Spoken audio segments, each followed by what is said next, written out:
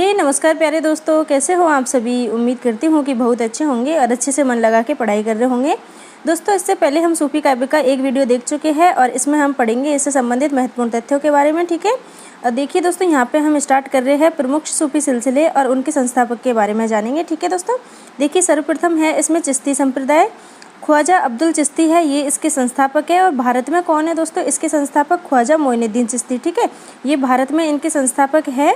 और भारत में किसके साथ आए थे? ये भारत में गौरी के साथ आए थे। ठीक है, देखिए दोस्तों, सेकंड है सुहरावर्दी संप्रदाय। ठीक है, और इसके संस्थापक कौन है? शेख शहाबुद्दीन उमर सुहरावर्दी। ठीक है, ये भारत में इसके संस्थापक है।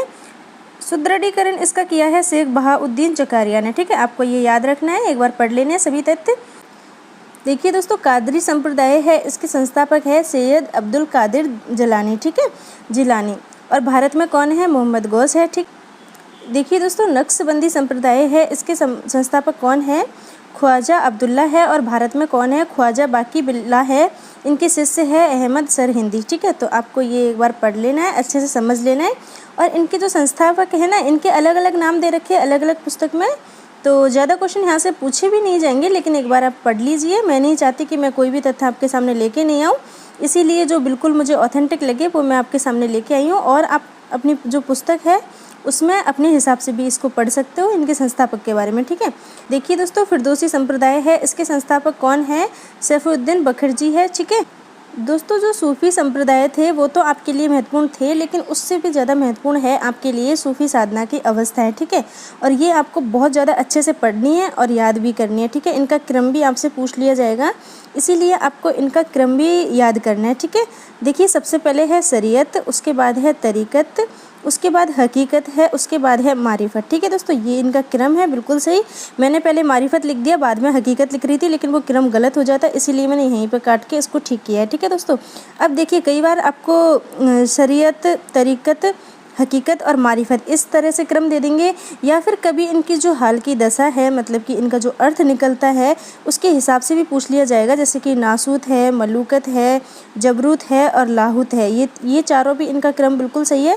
तो इन चारों का क्रम भी आपको याद रखना है इनके साथ साथ, और इसका भी, मतलब इसी का जो अर्थ निकलता है, हाल की दशा कहते हैं इसमें, उसका जो अर्थ है वो यही है, तो इसको भी आपको याद करना है। ठीक है, तो आप इसको अच्छे से याद कर लेना और इनका क्रम भी याद कर लेना, बाकी मैं डिटेल में आगे पढ़ाती हूँ आपको। सबसे पहले पढ़ते हैं हम शरीयत के बारे में। ठीक है दोस्तों, तो शरीयत की जो हाल की दशा होती है वो नासूत होती है, ये आपको अच्छे से याद करना है, क्योंकि यहाँ से भी आपसे क्वेश्चन पूछा जा सकता है। ठीक है, इसमें कर्मकांडों की एक तरह से बात हुई है, कर्मकांड से संबंधित है। ये किस तरीके से है कर्मकांड से संबंधित, इसके बारे में जान लेते हैं हम। देखिए, हमारे जितने भी धर्म ग्रंथ हैं उनका विधि निषेध के विधान का पालन करना है। हमें विधि निषेध के विधान का पालन किस तरीके से करना है कि सबसे पहले हमें उनका ज्ञान होना चाहिए। ज्ञान होने के बाद हमें उनके हिसाब से, मतलब उनको पढ़ने के बाद हमें कर्म करना है अपना। और कर्म कैसे करना है? पूरी निष्ठा से कर्म करना है। तो देखिए दोस्तों, शरीयत के 3 अंग हैं और ये तीनों अंग यही है। देखिए, इल्म, अमल और अखलास। इल्म का मतलब होता है ज्ञान, ठीक है, अमल का मतलब होता है कर्म करना, और इखलास का मतलब होता है निष्ठा। ठीक है, तो ये आपको तीनों चीज़ें आपके अंदर होंगी तभी आप शरीयत प्राप्त कर सकते हो। समझ गए आप? तो ये इसकी जो हाल की दशा है वो नासूत है। नासूत मतलब कि अहलौकिक, इसी लोक में। ठीक है, तो आपको ये समझ में आ गया शरीयत का मतलब कि शरीयत में क्या होता है। हमारे जितने भी धर्म ग्रंथ हैं उनका विधि निषेध और विधान से हमें पालन करना है। और पालन कैसे करना है? पहले उनका ज्ञान प्राप्त करना है, फिर कर्म करना है, और कर्म करना है पूर्ण निष्ठा से। ठीक है, ये आपको मालूम हो गया। अब मैं तरीक़त के बारे में आपको बताती हूँ। देखिए दोस्तों, तरीक़त है, इसकी जो हाल की दशा है वो है मलकूत। ठीक है, मलकत भी लिखा रहता है कहीं कहीं, तो ये है मलकूत। और मलकूत में क्या करना है? हमें उपासना कांड है ये एक तरह का। ठीक है, इससे पहले कर्म कांड था, मतलब कि उसमें कर्म किया गया हमारे द्वारा, और यहाँ पे हम क्या करेंगे? यहाँ पे उपासना करेंगे, भगवान का ध्यान करेंगे, स्मरण करेंगे। लेकिन किस तरीके से करेंगे? बाहरी जितने भी आकर्षण है ना दोस्तों, उनका परित्याग करेंगे।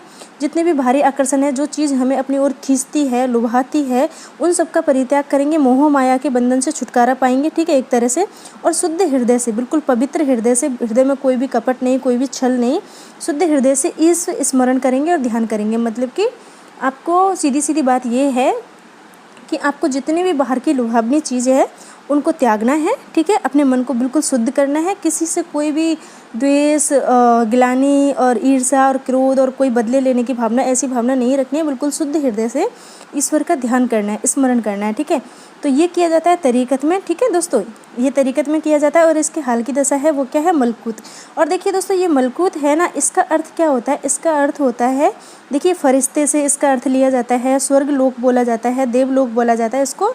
तो इसमें जो उपासना की स्थिति होती है वो ऐसी होती है जैसे कि आप स्वर्ग लोक में पहुंच गए, देवलोक में पहुंच गए, क्योंकि आपका बाहरी सारी चीज़ों से आपका आकर्षण खत्म हो जाता है और आप ध्यान की उस अवस्था में धीरे धीरे ऐसी अवस्था में पहुंच जाते हो कि आपका जो हृदय है वो बिल्कुल शुद्ध हो जाता है। उसमें किसी के प्रति कोई गलत भावना नहीं रहती, एकदम अच्छी, शुद्ध और सच्ची भावना रहती है। तो मलकूत है, इसका मतलब है स्वर्ग लोक से, ठीक है दोस्तों। ये इसकी हाल की दशा है, आपको ये भी याद रखनी है क्योंकि इससे संबंधित क्वेश्चन पूछा जा सकता है। अब हम पढ़ते हैं हकीकत के बारे में। देखिए दोस्तों, हकीकत है, इसके हाल की दशा है जबरूत, ठीक है। आपको ये याद रखनी है, इसलिए मैंने साथ के साथ भी लिखी है, नीचे भी लिखी है, ठीक है। इसमें क्या करना है, इसमें इसको बोला जाता है ज्ञान कांड, ठीक है दोस्तों। कौन सा, ज्ञान कांड, ठीक है। इसमें भक्ति के प्रभाव से सत्य का सम्यक बोध करना है, मतलब कि जो हमने भक्ति की है ना अभी ऊपर उपासना कांड में, उस भक्ति के प्रभाव से जो हमें प्रभाव प्राप्त हुआ है, उसका भक्ति से जो हमने सीखा है, अपने अंदर महसूस किया है, उससे, उसके प्रभाव से सत्य का सम्यक बोध करना है। देखिए सही गलत की पहचान होगी उसके द्वारा, तो सत्य का सम्यक बोध कर लेंगे हम। उसके बाद देखिए सम्यक दृष्टि प्राप्त करना, ठीक है दोस्तों। अब आपको समझ आई ये बात, आपने पढ़ लिया, आपको समझ, मतलब पढ़ लिया बस इतना हो गया, लेकिन आपको समझ नहीं आई कि इसमें कहा क्या गया। तो मैं आपको साधारण भाषा में बताती हूँ कि देखिए दोस्तों, ऊपर वाले में आपने जो भक्ति की थी, आपने अपने अंदर से जितने भी छल कपट थे वो अपने हृदय से निकाल दिए थे, सारी चीज़ों का परित्याग कर दिया और एकदम शुद्ध हृदय से ईश्वर की उपासना की। और उपासना करने के बाद आपको उसके प्रभाव से सही और गलत की जानकारी प्राप्त हुई, ठीक है। सत्य का बोध हो गया, मतलब सही जानकारी प्राप्त हुई। तो इसका मतलब यही है कि जो आपने उसमें सीखा उसका प्रभाव आपको यहाँ पे दिखाई दे रहा है। भक्ति के प्रभाव से सत्य का सम्यक बोध करना, मतलब बोध हो जाएगा उसके बाद। और आपकी जो दृष्टि है ना दोस्तों, ये आपको बिल्कुल सही दृष्टि प्राप्त होगी, सम्यक दृष्टि प्राप्त होगी, ठीक है।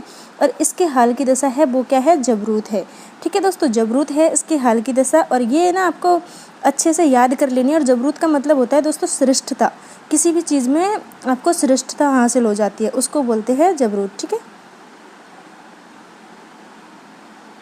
देखिए दोस्तों, अब पढ़ते हैं मारिफत के बारे में। मारिफत की जो हाल की दशा होती है वो होती है लाहूत। और लाहूत का अर्थ होता है दोस्तों ब्रह्म में लीन हो जाना, ठीक है। ब्रह्म में लीन हो जाना, या फिर मैं कहूँ कि आत्मा का परमात्मा में लीन हो जाना, ठीक है, ये होता है। अब इसको हम कैसे करते हैं, देखिए कठिन व्रतों से प्राप्त सिद्धावस्था, जिसमें साधक मतलब कि जो उपासना कर रहा है, जो भक्ति कर रहा है, जो सिद्धावस्था में बैठा हुआ है, वो जो साधक है वो परमात्मा में लीन हो जाता है।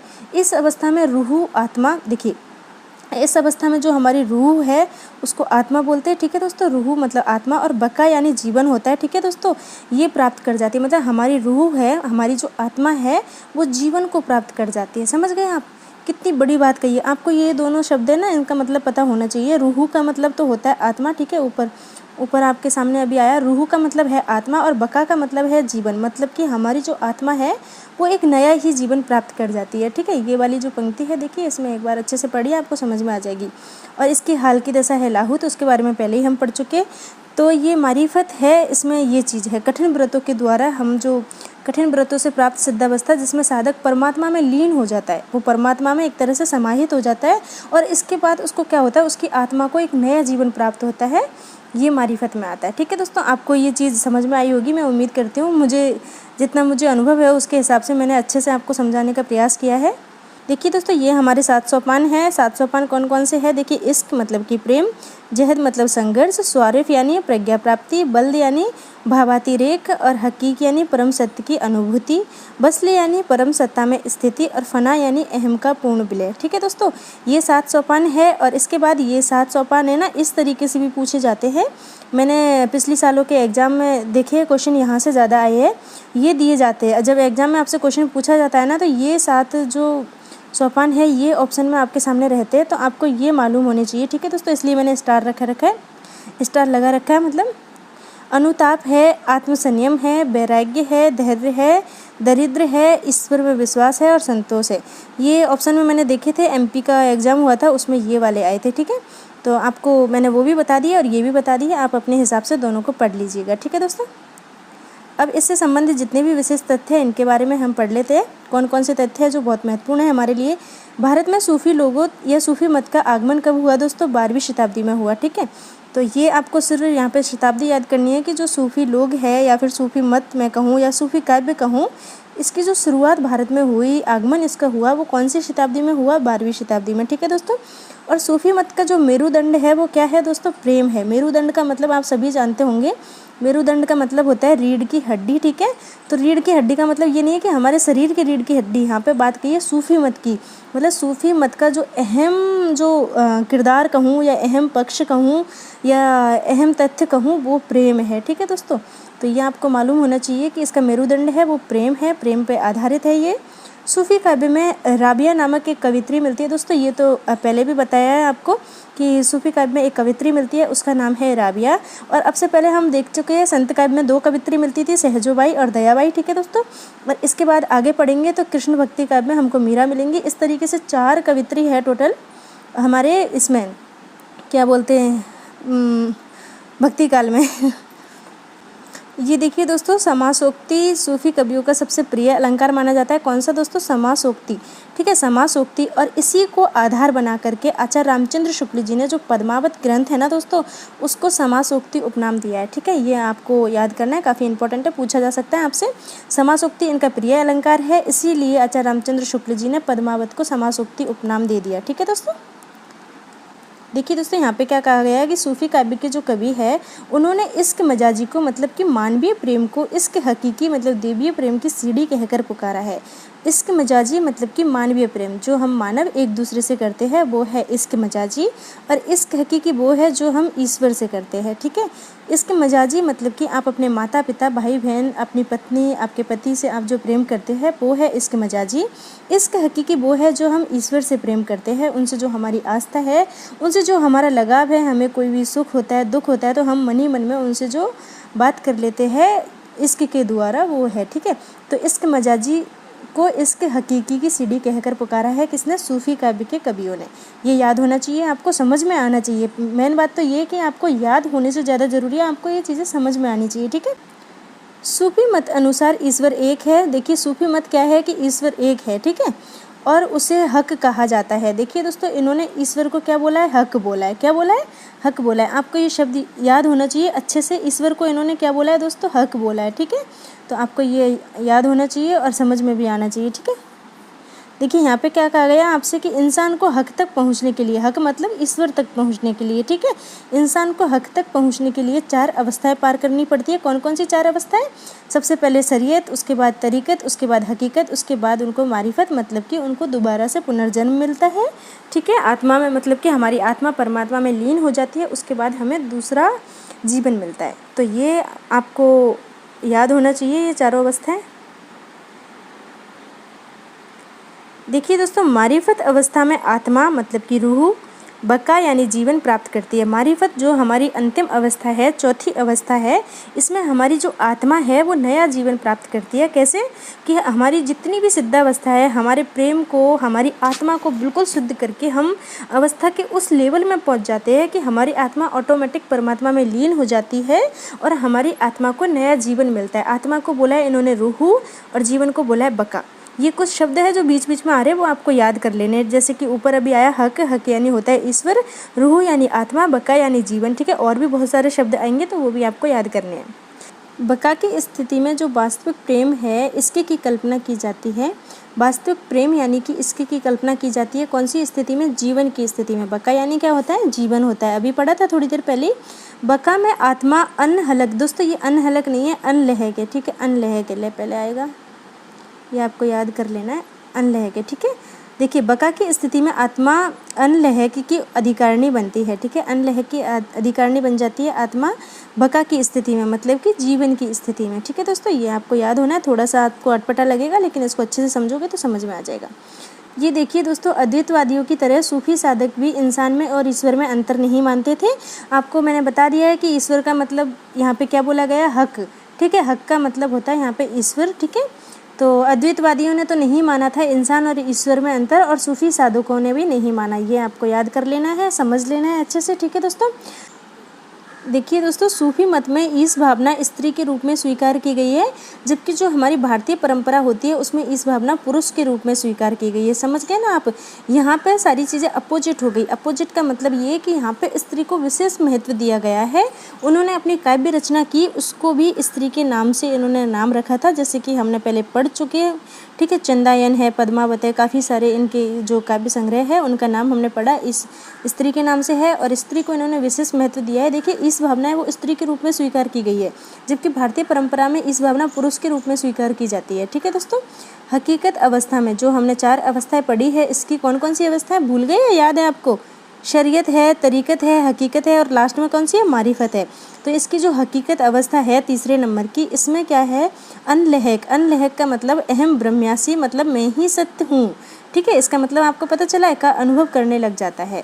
हकीकत की जो अवस्था है, इसमें इंसान जब हकीकत की अवस्था में पहुंचता है तो वो क्या महसूस करने लगता है कि मैं सत्य हूँ, इसका अनुभव करने लग जाता है। और मैं सत्य हूँ, इसको क्या बोलते हैं? ये अनलहक। अनलहक यानी अहम ब्रह्म्यासी। ठीक है, तो आपको ये समझ में आ गए होंगे, मैं ऐसी उम्मीद करती हूँ। दोस्तों, हमारा ये वीडियो यहीं ख़त्म हो रहा है। बस मैंने इसमें इतने ही पॉइंट रखे। ये आपको थोड़े से मुश्किल लगे होंगे क्योंकि इसमें तथ्य ज़्यादा है और काफ़ी अच्छे इसमें शब्द है जो आपने हो सकता है पहले नहीं पढ़े हो, ऐसे शब्द है, लेकिन आप उनको पढ़ोगे तो आपको बहुत प्यारे लगेंगे। दोस्तों, हम हिंदी की 2-3 लाइन लिखते हैं तो वो एकदम हमें सिंपल सी लगती है, लेकिन उसमें उर्दू के हम शब्द बीच बीच में रखते हैं तो वो पंक्तियाँ भी बहुत प्यारी हो जाती है, उनका भावार्थ भी बहुत प्यारा हो जाता है। और मुझे तो जो उर्दू भाषा है ना, जो उर्दू है वो बहुत प्यारी लगती है, मतलब कि बहुत मिठास भरी हुई भाषा लगती है। जब हम हिंदी में उर्दू को मिला देते हैं ना तो बहुत प्यारापन आ जाता है। हिंदी को अकेले रखते हैं तो सिंपल साधारण लगती है, लेकिन उसमें जब उर्दू को भी शामिल कर देते हैं, उसके कुछ शब्दों को शामिल करने से बहुत प्यारी सी भाषा हो जाती है। जैसे कि मैं अक्सर जब भी लिखती हूँ, पढ़ती हूँ, बोलती हूँ तो एहसास, अल्फाज, जज्बात, ये इस तरीके के बहुत सारे ऐसे शब्द हैं जो मैं अपनी कविताओं में, कहानियों में बीच बीच में रखती हूँ। मुझे अच्छा लगता है और मुझे बहुत प्यारी भाषा लगती है। उर्दू आती नहीं है, लेकिन कुछ कुछ शब्द हैं जो मुझे आते हैं, जिनको मैं हमेशा प्रयोग करती हूँ और मुझे बहुत अच्छा लगता है। मेरा मन है कि मैं सीखूँ, लेकिन इतना समय नहीं है मेरे पास कि मैं सीख पाऊँ। जितने शब्द मुझे आते हैं उनको मैं प्रयोग करती हूँ। ठीक है दोस्तों, हम मिलेंगे नेक्स्ट पार्ट में। तब तक आप अच्छे से पढ़ते रहिए। और मैं आपसे ये निवेदन करना चाहती हूँ या फिर आपसे ये कहना चाहती हूँ कि इस टॉपिक को आप अपनी किताब में भी पढ़ना, क्योंकि ये थोड़ा सा आपके लिए अलग लगेगा आपको। तो इसको किताब में पढ़ोगे तो आपको अच्छे से समझ में आ जाएंगी चीज़ें। कुछ तथ्य ऐसे जो मेरे से छूट गए होंगे या फिर हो सकता है आपकी किताब में अलग से दे रखे हो, तो आप इसको पढ़ोगे तो आपको अच्छे से चीज़ें समझ में आ जाएंगी। ठीक है दोस्तों, ओके, बाय बाय।